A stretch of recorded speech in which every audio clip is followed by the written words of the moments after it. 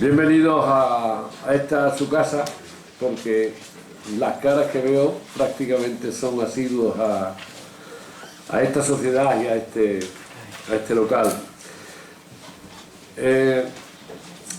Yo creo que hay un tópico, casi siempre cuando las cosas no funcionan nos echamos las culpas a todos, ¿no?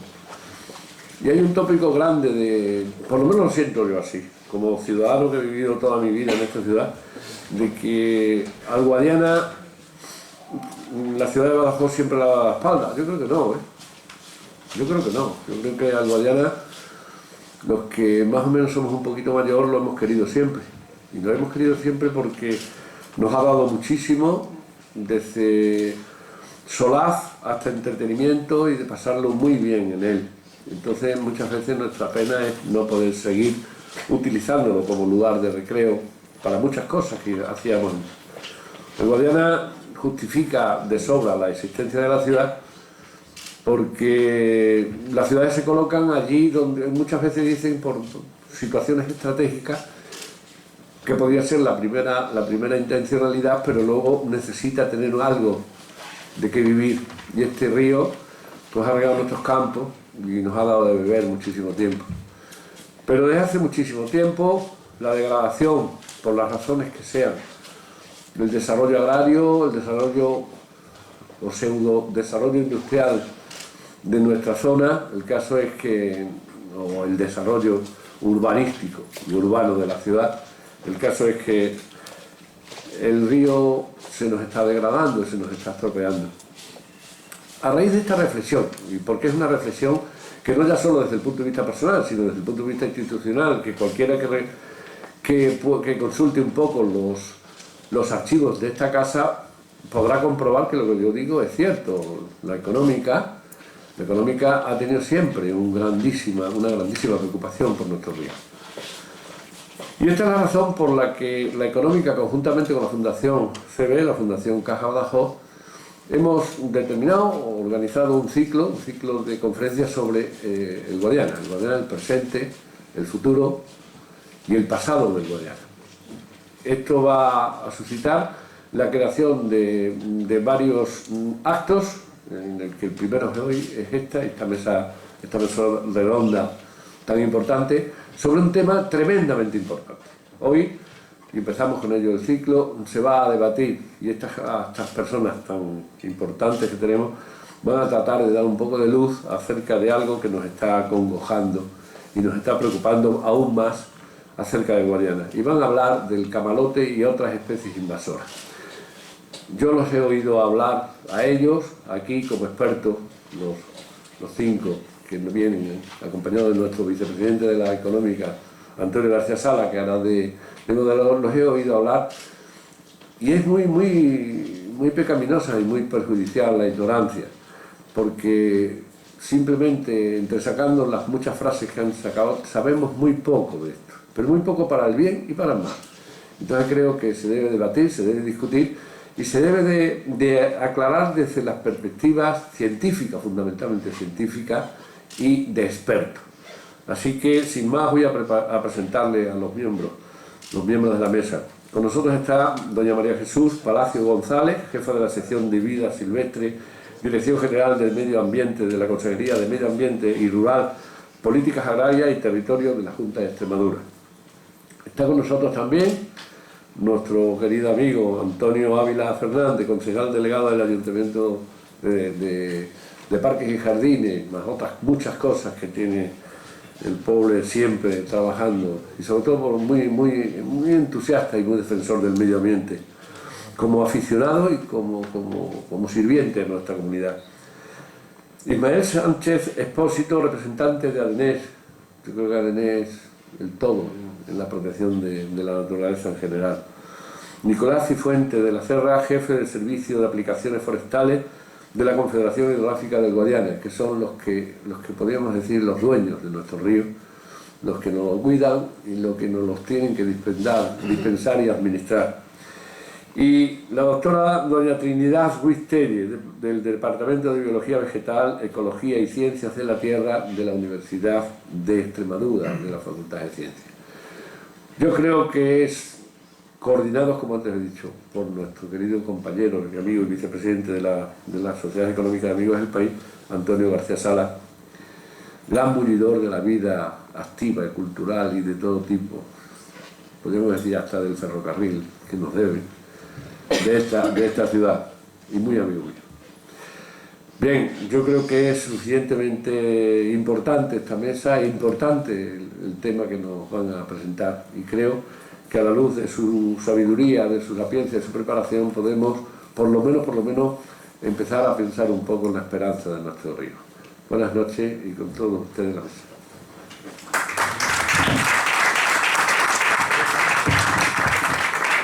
Muchas gracias, Emilio, y presidente de la Fundación CP, que con la Económica organizan este acto que forma también parte del calendario de actividades que este año estamos celebrando con motivo del bicentenario de la Económica, ¿no?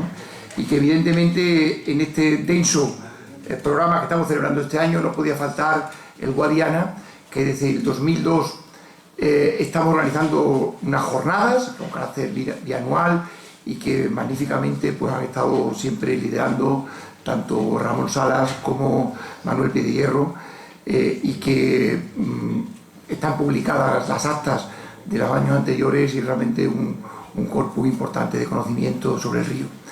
Este año queríamos hacer un ciclo sobre el río Guadiana. No digo que el tiempo se nos ha echado encima, sino los acontecimientos, los actos, la densidad de actos nos ha impedido desarrollarlo en su plenitud en el bicentenario, pero sí queríamos por lo menos iniciarlo con esta mesa, que era uno de los problemas que ahora mismo yo creo que nos angustia a muchos ciudadanos de Badajoz y de Extremadura más, y que nos preocupa, y que no deberíamos casi abordar los siguientes temas sin abordar este. Evidentemente todos los temas están conectados, pero vamos a intentar tratarlos de manera separada. Hoy tratamos el camalote y las plantas invasoras. El día 26 de enero trataremos la calidad de las aguas, que seguramente pues también tiene pues muchas connotaciones, muchos elementos que influyen en lo que hoy trataremos. Eso lo haremos para el día 26 y por tanto pido a la mesa, a los componentes de la mesa, que aunque sea irremediable en algún momento tocarlo, pero la profundidad sobre la calidad de las aguas la vamos a dejar para otra mesa. A continuación haremos una mesa sobre el Guadiana como fuente económica, como fuente también de ingreso y de vida para el ser humano, y terminaremos con una sobre las conexiones entre Badajoz y Alqueva, ¿no? Con el Guadiana como elemento conector, cómo podemos estar más conectados con ese nuevo acontecimiento de la naturaleza en la actualidad, en el que muchas veces pues, desde Badajoz casi se ignora, y a veces cuando lo cuentan que hay ahí pues esa balsa de agua y esa novedad, pues mucha gente lo desconoce. Vamos a intentar hacer la mesa lo más fluida posible, pero empezamos con un vídeo que sirve de introducción al tema que tratamos hoy, y de apenas 1 minuto y medio. Yo creo que se ve, pero si no... El río Guadiana ha desaparecido en algunos de sus tramos. Un tupido manto verde ha desdibujado sus aguas por completo. Una imagen que parece asemejarse a una boscosa dehesa. Pero no. Se trata del camalote, que ha colonizado el Guadiana y se ha convertido en la planta invasora más dañina a la que hace frente Extremadura. Una plaga procedente del Amazonas que tras una década instalada en sus cauces ha rebrotado con fuerza, produciendo daños ambientales y económicos. Muchos coinciden en que la situación del camalote es muy similar a la vivida hace unos años, cuando vibró con la misma fuerza. Sin embargo, en la actualidad hay detalles muy significativos, sobre todo debido a la gran cantidad de dinero público que se ha invertido en su eliminación. La pregunta que se hace el ciudadano es: ¿cómo es posible que después de tanta inversión pública y esfuerzo, la situación sea la misma que en la última década? La respuesta a esta y otras preguntas es lo que persigue la mesa redonda El Camalote y otras especies invasoras. Bienvenidos. Pues, bienvenidos. Iniciamos la mesa. La mesa tenía una primera ronda de intervención, de situación del tema, y vamos a iniciar con la Confederación Hidrográfica, que tiene una presentación específica para la mesa de hoy, para contarnos qué se ha hecho o qué se está haciendo en estos años de lucha contra el camalote, y a partir de ahí empezaremos ya a mostrar las distintas sensibilidades o las distintas posiciones de los distintos ponentes. ¿Se ve bien o tapamos la mesa? Sí. Sí. Pues entonces, si os parece... Todo no. ¿Tienes el diapo? Sí, bueno, como hay que ser muy breve... Sí, pero brevedad. Sí, voy a ir un poco acelerado, voy a intentar explicar lo que llevamos haciendo en 11 años y las previsiones de actuación que tenemos en los próximos años en el tema de la lucha contra el camalote.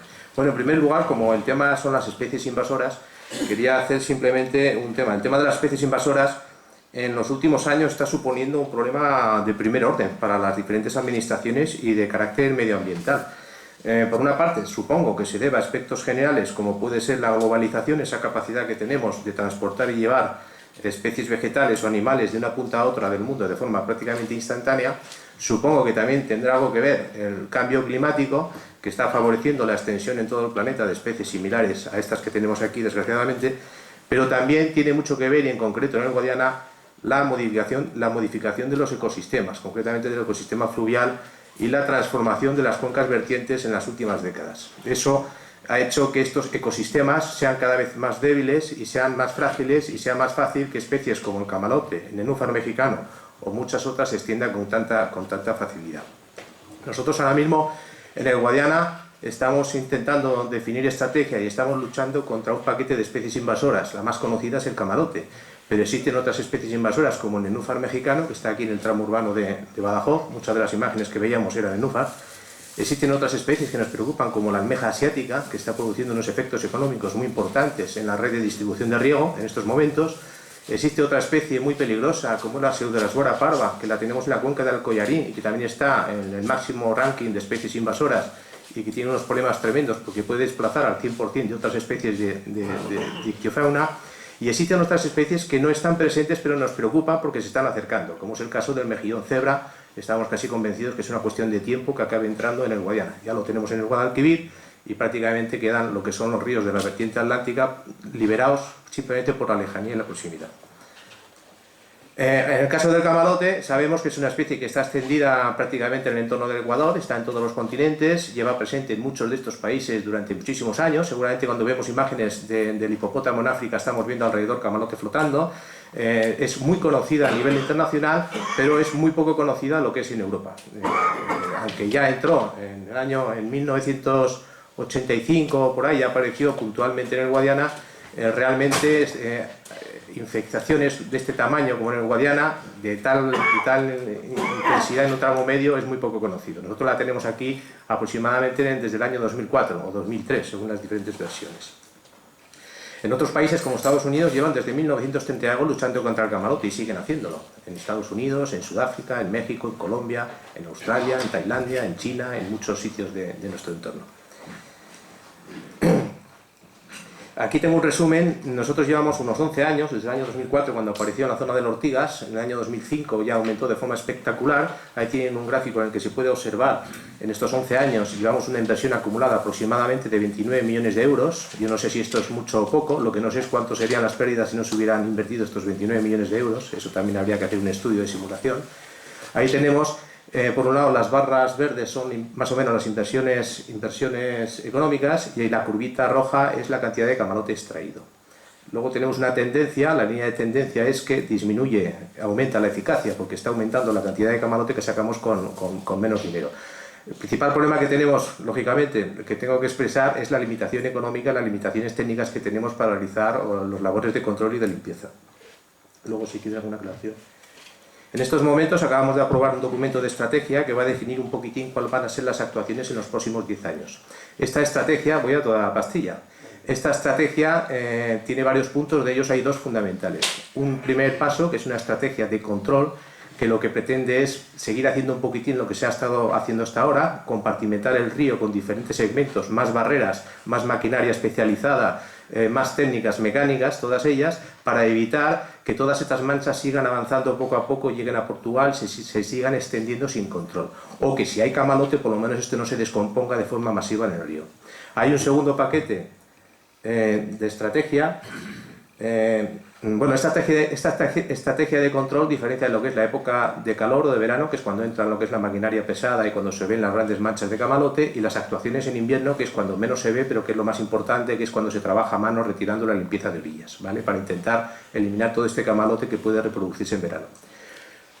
También incluye esta estrategia de control la gestión de algunas infraestructuras, como son los embalses que tenemos, fundamentalmente el más importante es el embalse de Montijo, ahí en Mérida, pero también el azud que hay aquí en Badajoz. De hecho, este año se está estudiando el bajar un poco la cota del azud de Badajoz para favorecer las labores de eliminación de especies invasoras.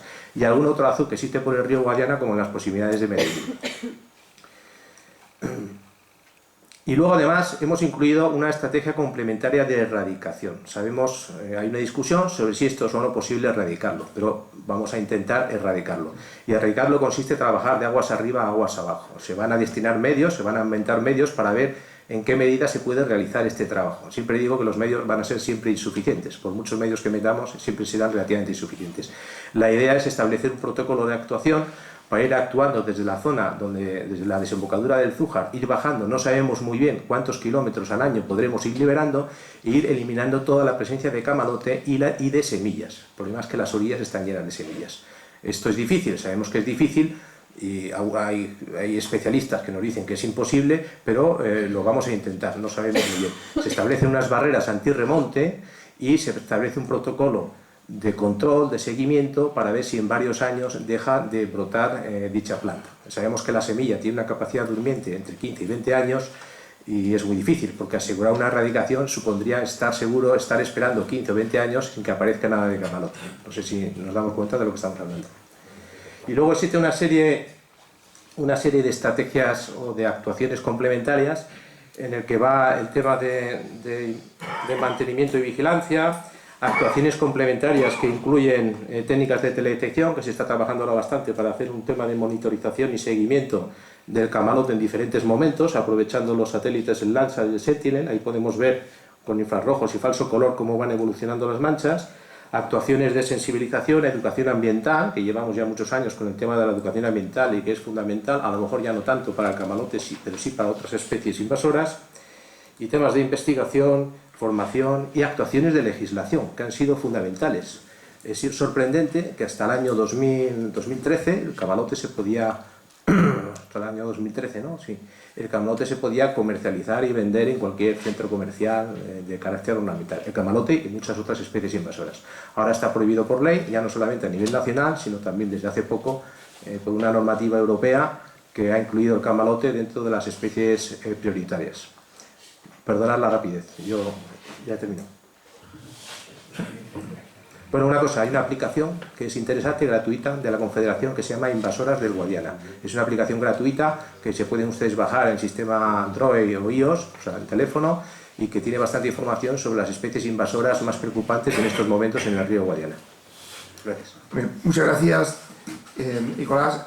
Vamos a hacer una primera ronda de intervenciones, de posicionamiento un poco de cada uno de la visión del tema, para entrar ya en los temas concretos de la evolución, desde dónde venimos hacia dónde tenemos que ir. Si te parece, María Jesús Palacio, de la Dirección General de Medio Ambiente, ¿quieres hacer el comentario inicial? Sí, muchas gracias a todos por haber organizado, a vosotros como asociación, por haber organizado esta jornada de trabajo aquí con todos vosotros, que habéis venido a compartir y a darnos también vuestras ideas y vuestras opiniones con respecto a qué hacer o qué podemos hacer en un futuro todos juntos para la lucha contra esta especie invasora. Como ha comentado Nicolás, desde el año 2013 es desde que está aprobada la normativa a nivel estatal, si bien hubo una primera normativa en el año 2011 que luego se derogó y se fue a la aprobación definitiva del 2013. Esto es una herramienta, aunque os parezca mentira, es una herramienta importantísima. ¿Por qué? Pues porque antes, por más que tú pudieras ir al ciudadano a convencerle de que esta especie es invasora y lo que significaba que sea una especie invasora no eran capaces de entenderlo. Es más, ahora mismo a nosotros como Dirección General de Medio Ambiente, transponer esta normativa al sentido de la ciudadanía normal nos cuesta muchísimo, porque no lo entienden, no es que no entiendan solo con el camalote, sino con todas las especies que están en esa normativa. Y sobre todo pues porque son especies que algunas de ellas afectan, como comentaba antes el compañero de ADN, Ismael, afectan a las emociones. Todo el mundo ha visto alguna vez a lo largo de su vida, todos los que estamos aquí seguros, que en alguna tienda de mascotas o en algún vivero, en alguna tienda de flores, te estaban vendiendo el jacinto de agua porque era una planta hermosa, era bonita. Y algunos de nosotros la hemos visto en parques y jardines, en estanques que hemos podido tener en nuestra ciudad, en nuestros pueblos o en pueblos que hayamos visto. Incluso en jardines privados o en acuarios que tuviéramos en casa o que tuvieran nuestros vecinos en casa. Y es que hasta hace muy poquitos meses, aunque fuera ilegal, se vendían en establecimientos que cualquier ciudadano podía ir a ellos. Entonces, nuestro papel como Dirección General de Medio Ambiente es, obviamente somos Gobierno de Extremadura, estamos obligados a transponer o a transmitir al ciudadano y a obligar al ciudadano a cumplir la normativa que hay a nivel estatal. No hay una normativa específica de la comunidad autónoma, más que la Ley de Protección de los Ecosistemas o la Ley nuestra de Conservación de la Naturaleza de Extremadura y la transposición de la normativa nacional, ¿no? En esa transposición de la normativa nacional obviamente también está que la lucha contra las especies invasoras es una de las actuaciones que obligatoriamente tenemos que hacer. Y entonces, a lo largo de todos estos años, desde que se ha traspuesto esta normativa y mucho antes cuando estábamos trabajando en los grupos de trabajo nacional para crear esta normativa, que no es que se creen esta normativa en unos despachos del ministerio y ahí se quedan, no, participamos en grupos de trabajo con todas las comunidades autónomas. Nosotros concretamente ya nos adelantamos en ese momento y desde el año 2010 presentamos a la Comisión Europea en una convocatoria que es un concurso abierto de proyectos de naturaleza, un proyecto LIFE, con las confederaciones hidrográficas del Tajo y del Guadiana y con algunos otros organismos más, entre ellos Portugal, lo que es la empresa DIA, que además tiene todo lo que es la gestión de las tierras del Gran Lago de Alqueva, con lo que es el embalse de Alqueva, que todas estas especies van a causar, y algunas de ellas ya están causando un grave peligro allí. Conformamos lo que es la estructura de un proyecto, lo presentamos a la Unión Europea y nos lo concedieron en el año 2011. Entonces, un proyecto que está todavía en vigor, va a estar en vigor hasta el año 2018 y se supone que con ese proyecto que fue innovador en ese año en la Unión Europea, sentábamos las bases de una cooperación transfronteriza entre dos países que, si os dais cuenta de lo que es la península ibérica, conforman una unidad geográfica. Una península es una casi isla. Lo que es una península, las especies invasoras tienen mucha más capacidad de proliferar que en cualquier otro territorio, que en las zonas, digamos, más continentales de la Unión Europea. Y además se da la circunstancia de que España es el país con más índice de biodiversidad que tiene Europa. ¿Y eso qué significa? Que, digamos, por longitud de área, de superficie, tiene mayor número de especies. Entonces tenemos una responsabilidad muy grande, pero la responsabilidad, lo que queremos transmitir y lo que yo quiero traer aquí sobre la mesa, no es una responsabilidad de nosotros como administraciones, como Dirección General de Medio Ambiente, lo que es Gobierno de Extremadura, o como Ministerio de Medio Ambiente, como es aquí Confederación del Guadiana, o como localidad, por ejemplo, el Ayuntamiento de Badajoz, o la Universidad de Extremadura, que también es administración, ni tampoco es algo exclusivo de lo que es las ONGs, como puede ser ADNES, que está aquí representada. Es obligación de los ciudadanos. Y todos tenemos que conocer qué es lo que tenemos en nuestro territorio, cuáles son las herramientas que tenemos de lucha y qué es lo que podemos hacer cada uno en nuestro campo privado, de nuestras casas o de nuestro entorno que tenemos alrededor, y sobre eso trabajar y trabajar conjuntamente. Esa es mi aportación de inicio. Muchas gracias. Eso, Antonio Ávila, tu postura. Buenas noches. Compartimos para cada dos los micros. Yo estoy de acuerdo con lo que dijo Nicolás al principio. Yo creo que esto es un problema de globalización. Ya tenemos todo en todas partes del mundo. Es verdad que nuestro río está invadido por esta especie invasora. No es la única que tenemos en Badajoz. Les recuerdo que también tenemos el picudo rojo y está atacando a las palmeras y que hay que pararlo. El Ayuntamiento de Badajoz tiene una dotación económica y nuestras palmeras las estamos tratando porque es competencia nuestra. Si bien el río Guadiana, que no tenemos una competencia directa en lo que son las aguas y lo que pasa en esas aguas, pero sí tenemos una preocupación que nos ocupa y que hemos elevado a otras administraciones.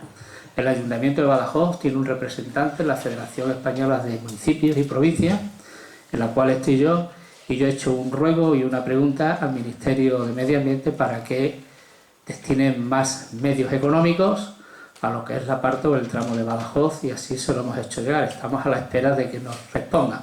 Ojalá que cojan este testigo que le hemos dado y aporten más recursos económicos, porque muy bien dice el técnico, todos los recursos serán escasos. Nos pasa con el picudo. Yo no quiero meter mucho el dedo en el ojo a la Dirección General con el picudo, pero nosotros aquí tenemos un tratamiento que los particulares, muchos de ellos no lo están haciendo, y corresponde a la Dirección General obligarlos a que tomen medidas en eso, porque esto es muy sencillo. Al final esto es como los niños que tienen piojo en un colegio. Si todos tratamos a todos y hay uno que no lo tratamos, al final los niños vuelven a tener piojo. Es decir, ¿qué es complicado? Muy complicado. Que la Confederación está echando toda la carne en el asador, por decirlo de una forma muy llana. Sí, toda la carne que tenga. Si es 1 kilo, pues 1 kilo, pero no hace falta 20 kilos. Nicolás no los puede expresar mejor. Yo les animo a que sigan. Nosotros incluso estaríamos dispuestos, cuando él ha dicho, a bajar el nivel del río Guadiana. A mí cuando me lo propusieron, yo me alarmé. Digo, como bajemos el nivel del agua del río Guadiana, en la margen derecha del parque se seca, porque las bombas no pueden coger agua. Entonces tenemos ahí la dicotomía de qué hacemos. Si bajamos mucho el cauce, perjudicamos al parque. Pero yo soy de los que entiendo que el parque podemos recuperarlo y que habrá que atacar el nenúfero, ¿no? No sé si estaréis conmigo. Quizás yo esté confundido, ¿no? Y vengo pues también a oír otros técnicos que pueda haber aquí que nos aporten ideas. Por mi parte, deciros que el Ayuntamiento, de la mano de la Confederación y a través de la CENTE, está haciendo lo que tiene que hacer, su trabajo. Gracias. Muchas gracias. Ismael, por la Organización Decana Medio Ambiente de Extremadura, la DENEX, ¿está tu punto de vista?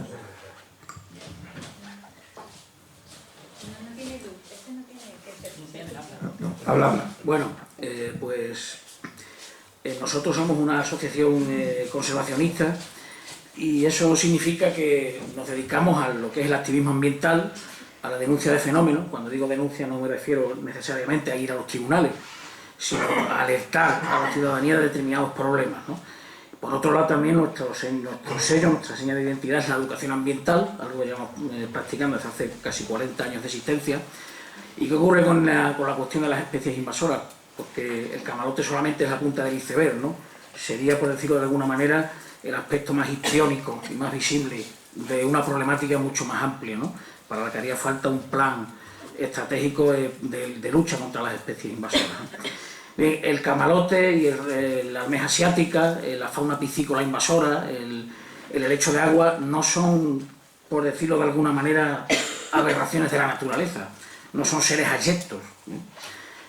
Son organismos que por una serie de razones, pues llamémoslas antinaturales, han llegado a biotopos que no son los suyos, generando una serie de problemáticas, ¿no?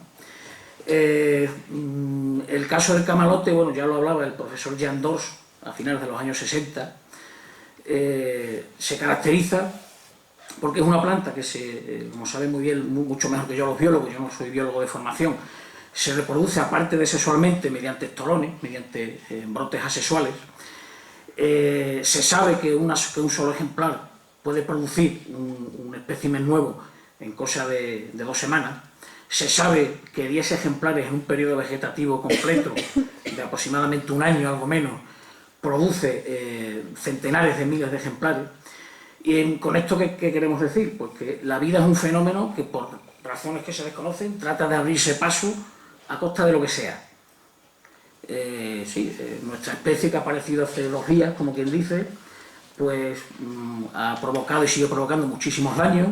De forma directa o indirecta ha provocado que desaparezcan cientos de taxones, Hay otros fenómenos naturales que provocan, a base de cataclismos o una serie de transformaciones más o menos traumáticas, la desaparición de estirpes enteras biológicas.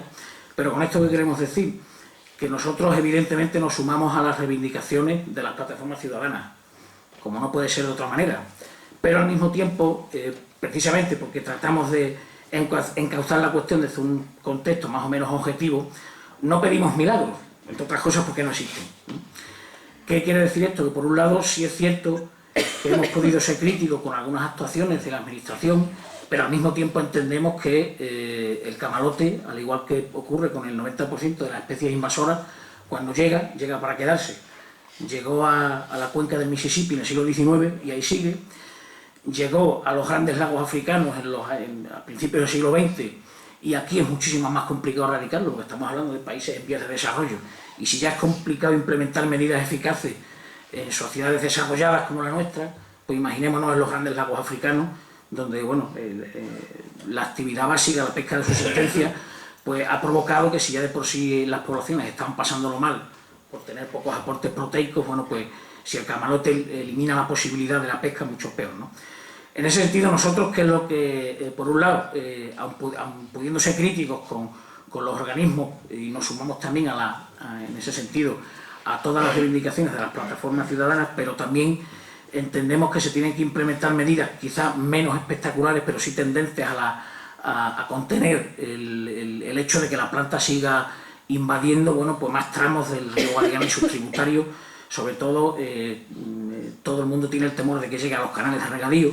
En Australia, a la planta la llaman con el nombre de Million Dollar Weed, que significa en inglés la hierba del $1.000.000, por la cantidad de dinero público que se ha tenido que invertir en este país para tratar de erradicarla.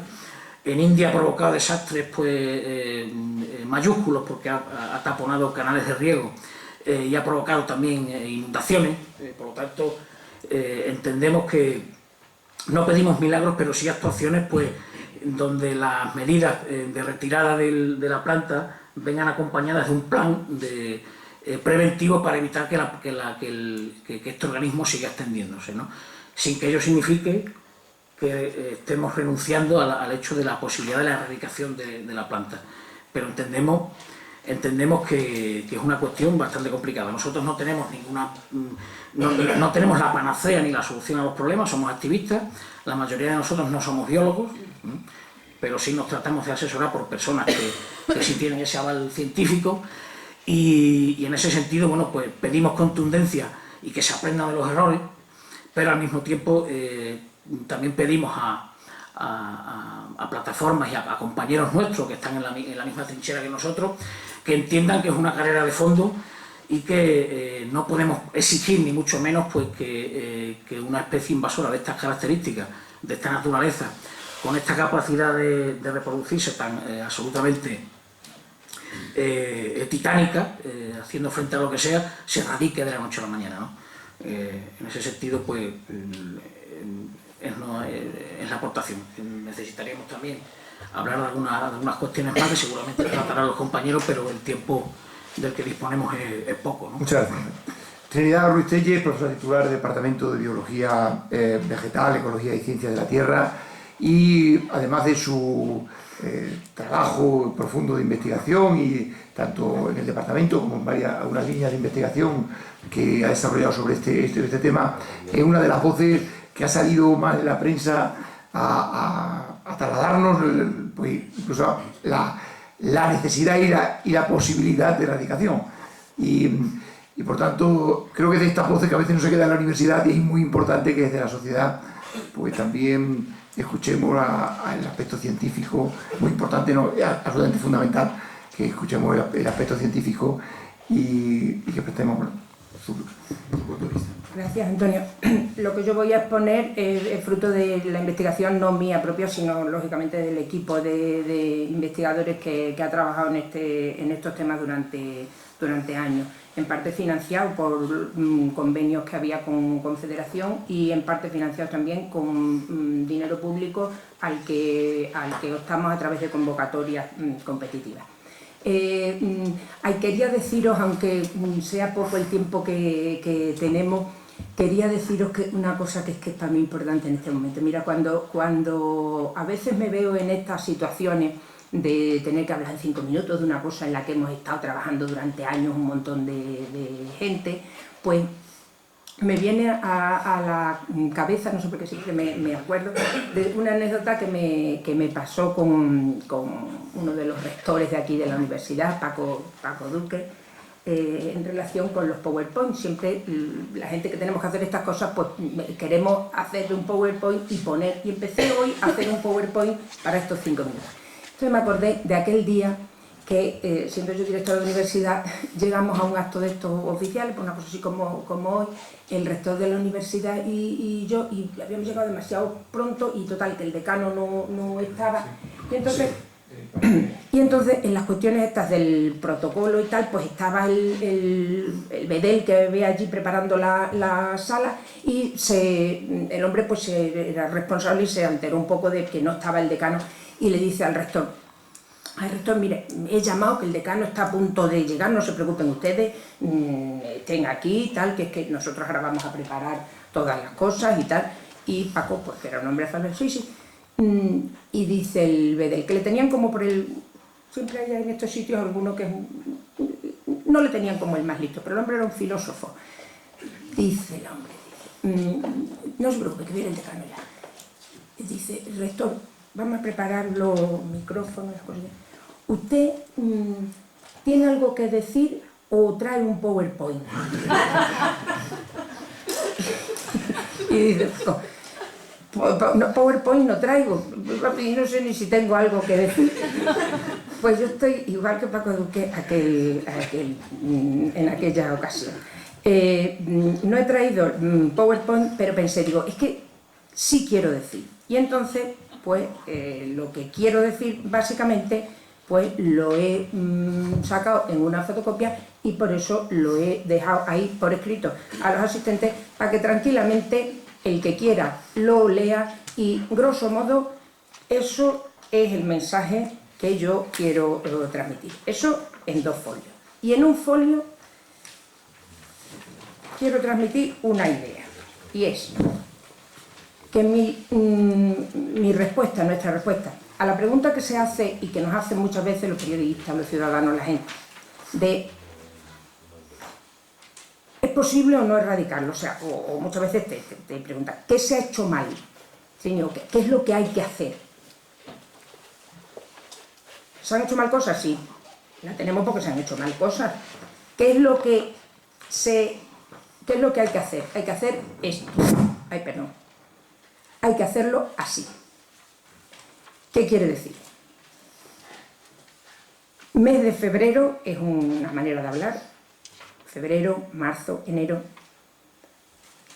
Hay que quitar la planta cuando está así, como está ahí en la fotografía. Esto podríamos hablar mucho más, pero grosso modo es eso. ¿Eso qué quiere decir? Pues que todo lo que no sea eso, vamos tarde. Y por ese motivo es por lo que tenemos la planta, porque no estamos limpiando bien el río, que será por presupuesto, por no sé cuánto. Eso ya son otras causas, pero que no se está limpiando bien. No se está limpiando bien. Y no limpiar bien quiere decir meter máquinas, por ejemplo, o gastar mucho dinero, si es que eso es lo de menos, aunque fuera gratis, me da igual, no voy a hablar de dinero. No se limpia bien si se deja como está ahora mismo, por ejemplo, planta en el río, que tiene no esta forma, fíjense bien en la forma que tiene la hoja. Esta planta, al principio, la hoja es así pequeñita y tiene como esos flotadores. Vamos a suponer que fuésemos capaces de ahora mismo tener limpio el río. Y entonces en el mes de febrero, marzo, en cuanto que empiezan a subir las temperaturas, empieza la planta a crecer con estas hojas pequeñitas. En ese momento es cuando hay que quitar, pero hay que quitar esas pequeñas cantidades. Si eso no se hace, que no se está haciendo por razones X, porque es difícil, porque no sé qué, porque no hay dinero, por lo que sea, si eso no se hace, lo que ocurre es que la planta sigue creciendo y llega a tener un tamaño como el que todos lo hemos visto, que puede llegar a ser, bueno, puede a veces tener hasta 1 metro.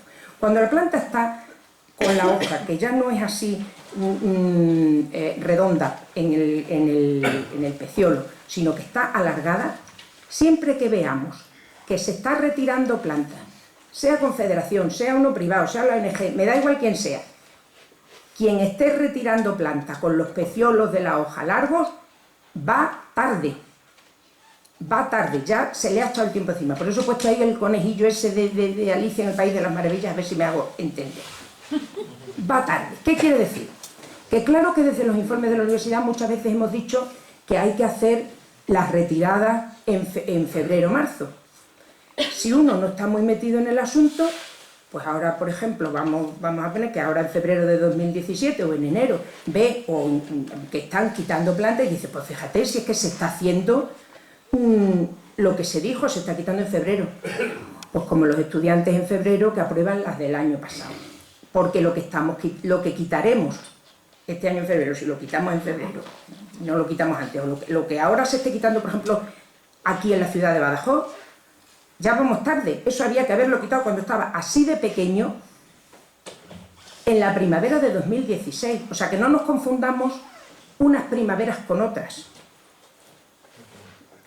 Todo lo que sea dejar crecer la planta durante febrero, marzo, abril, que te paseas por el puente y lo ves, eso no es discutible. Se ha dejado hacer. Y lo que la gente ve en los puentes, porque el río, hay mucho más río que Mérida y Badajoz. Dejarla crecer y crecer marzo, abril, mayo, junio, julio, todo el verano, todo esto de las campañas de verano y la maquinaria y tal y cual, eso en Europa, Badajoz, siglo XXI, después de la experiencia que tenemos, después de los resultados buenos que tuvimos hasta 2008, mal. Que eso para una primera vez hicimos lo que pudimos, bien, pero luego pues lo hemos hecho mal, nos hemos vuelto a dejar ensuciar el río y lo que ahora mismo estamos haciendo, pues vamos tarde, se limpia el río pero no se limpia todo hasta la orilla.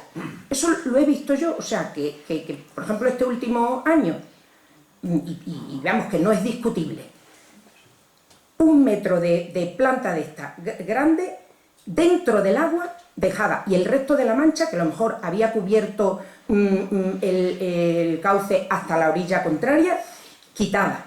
No sé cuántas toneladas y todo en el periódico que han quitado. Muy bien, pero si es que ha dejado usted 1 metro a cada lado, y eso es verdad, porque lo he visto yo y lo he estado siguiendo. Por ejemplo, estoy hablando de este año. Amén de otras cosas, pero que se resumen en que no se está limpiando bien, y como no limpiamos bien, porque es muy difícil limpiar bien esta planta, tampoco podemos engañarnos, como no se limpia bien, pues ya está. Entonces, que en todo el mundo hay, habría que eso matizarlo. Que no sé qué, muchas cosas que se han dicho aquí son verdad, pero habría que matizarlas. Lo único que ahora voy a matizar es que en Estados Unidos, que es un país muy avanzado, la planta está y lleva mucho tiempo, de cientos años, sí, claro, pero no olvidemos que es que en Estados Unidos es que se ha difundido muchísimo y no estaba prohibida ni mucho menos su utilización, porque es que la planta es buenísima, buenísima, no hay mejor depurador de aguas que esta planta. Y entonces pues el conflicto de intereses es complicado. ¿Por qué tenemos nosotros que convivir con el peligro que supone? Si, hombre, si estamos en Europa, el clima nos beneficia porque no es muy bueno para la planta, esta planta más es de sitios tropicales, podemos hacerlo bien. Limpiemos el río, pero del todo, y luego mantenimiento, pero quitando la planta en febrero. Yo digo, ahora muchas veces le digo a los periodistas, a ver si así me sacan en algún titular, menos camiones y más drones es lo que necesitamos. Y yo no tengo ninguna empresa de dron, ni tengo ninguna interés. ¿Qué quiero decir con eso? Que no sigamos dando, o sea, que todo lo que sea toneladas y las máquinas y los peciolos de las hojas así de grandes y estar trabajando en junio, en julio, tal, mal, eso es que vamos mal. Que no cabe otra, que ahora lo tendremos que hacer. Pero vamos, eso no es un éxito. El éxito es no ser noticia. Quitar cada año menos. porque se quita en febrero plantas pequeñísimas. Para esto no se necesitan camiones, quiero decir, como son las cosechadoras estas que tienen su función, y bueno, pues nada más.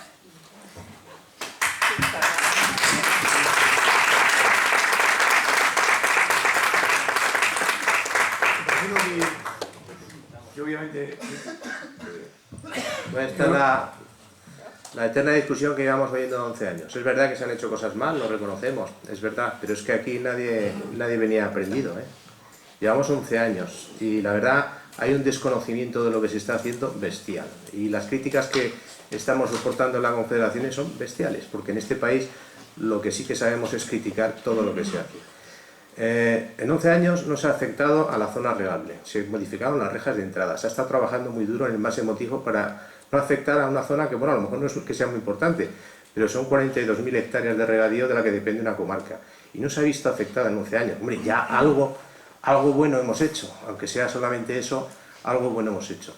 Es verdad que cada vez hay más camalote y más tramos afectados, lo tenemos hasta la frontera en Portugal, lo teníamos muy bien controlado hasta aproximadamente el año 2010, lo teníamos muy limpio. Se trabaja en invierno, se trabaja quitando a mano, pero es que eso no sale en la prensa, no sale en los periódicos.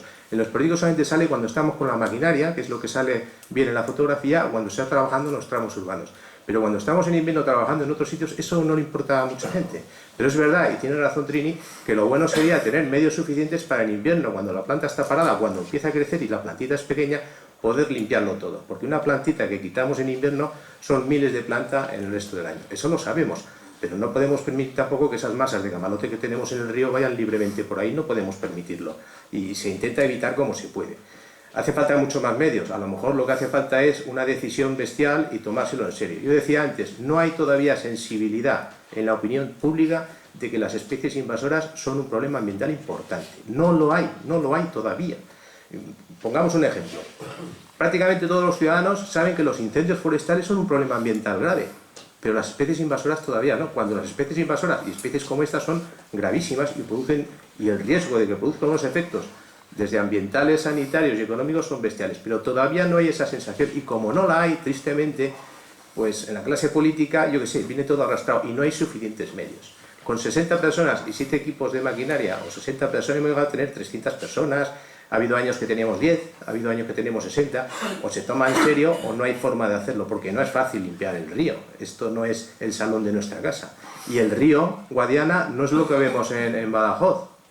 Eso es una parte muy pequeñita del río Guadiana. La parte de Badajoz es la parte fácil, el tramo urbano de Mérida, el tramo urbano de Badajoz, que tanta alarma ocasiona cuando aparecen las manchas, pero lo complicado es cuando uno entra en el río, en las quebradas y en las zonas complicadas, y quitar eso a mano. Eso es muy difícil, y eso no lo quitan los drones. Eso no lo van a quitar los drones, eso hay que quitarlo a mano, andando por la orilla y repasando, y volviendo a repasar porque te dejas planta, y volviendo a repasar porque te dejas planta. Y cuando llega la primavera, no es que crezca una planta, o 2, o 3, es que de golpe crecen 1000 plantas en diferentes sitios. Y dicen, no, alarma temprana, 1000 palabras que nos inventamos. Pero bueno, ¿eso cómo se hace con 60 personas? Porque es que llega un momento en que hay tantos focos simultáneos que aquí o tenemos 500 personas preparadas para cuando toque el silbato o no hay forma de hacerlo. Es un problema muy complicado.